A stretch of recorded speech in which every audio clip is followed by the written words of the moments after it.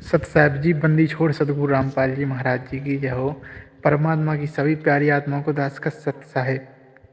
तो कैसे हैं आप सभी लोग? आशा करते हैं मालिक की दया से अच्छे ही होंगे। तो परमात्मा की दया से आज का ब्लॉग बनाने, कामी क्रोधी लालची इनसे भक्ति ना होए, भक्ति करे कोई सूरमा, जाति वर्ण कुल खोए। अर्थात जो सूरवीर होगा वो परमात्मा के प्रति अपने घर परिवार को नहीं देखा, केवल इतना देखेगा कि मेरे भक्ति मार्ग में बाधा क्या चीज़ आ रही है, उसको तुरंत त्याग देगा। यही परमात्मा बताते हैं कि भक्ति करे कोई सूरमा, जाति वर्ण कुल खोए। मतलब ये भक्ति करने के लिए ना जात देखना पड़ेगी, ना वर्ण, ना कुल। ये कौन क्या कर रहा है इससे फर्क नहीं पड़ता। भक्ति में क्या चीज़ बाधा है उसको हटा दीजिए।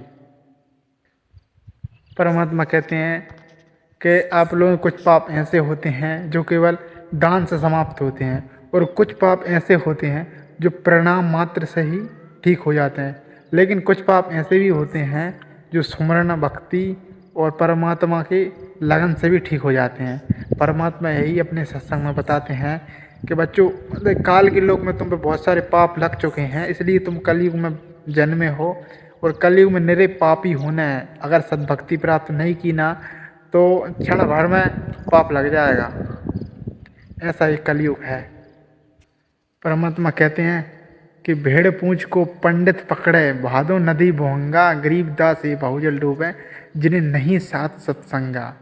अर्थात जो भादो नदी में, जो भादों के टाइम पर सबसे ज़्यादा वर्षा होती ना, उस टाइम जो सारी नदियाँ फुल हो जाती हैं, तो कोई ये कहे कि नदी पार करने के लिए भेड़ की पूंछ पकड़ ले तो ये पार कर देगी, तो ये सब झूठ है। क्योंकि भेड़ ही डूब जाएगी और जो पंडित भेड़ की पूंछ को पकड़ेगा वो भी डूब जाएगा। इसलिए परमात्मा की नाव में बैठकर पार कर सकते हैं अपन। तो इसलिए कहते हैं जो भेड़ पूंछ को पंडित पकड़े, भादो नदी बोंगा, गरीब दास ये बहुजल डूबे, जिन नहीं साथ सत्संगा।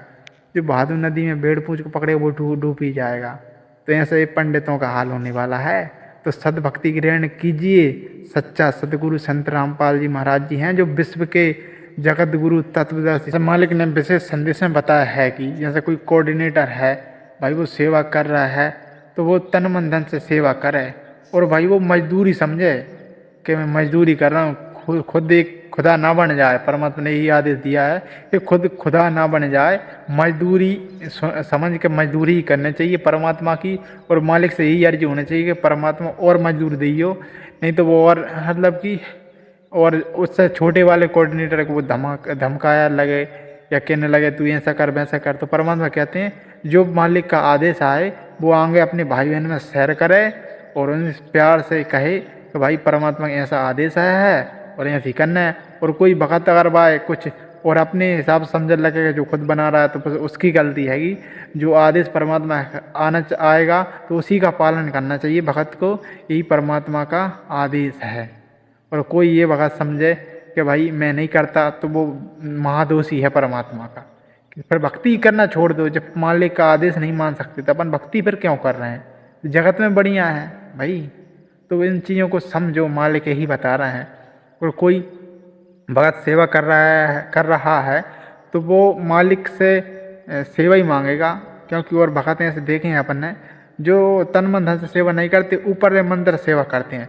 मालिक करते हैं भले अगर तुम आशा है सेवा करने की और भाई तुम्हें सेवा नहीं मिली है, तो मालिक कहते हैं तुम्हारी सेवा लग चुकी है और अब की बार नहीं मिली तो क्या अगली बार परमात्मा खुद सेवा दे देंगे। तो परमात्मा की दया से आज के ब्लॉग में इतना ही, और परमात्मा दया करेंगे दास ऐसी ही वीडियो और लाएगा। तब तक के लिए मालिक इस ब्लॉग को एंड करते हैं। दास एंड करता है मालिक की दया से, और आगे वीडियो आएगी दास की। तब तक के लिए सत साहिब जय हो बंदी छोड़ की।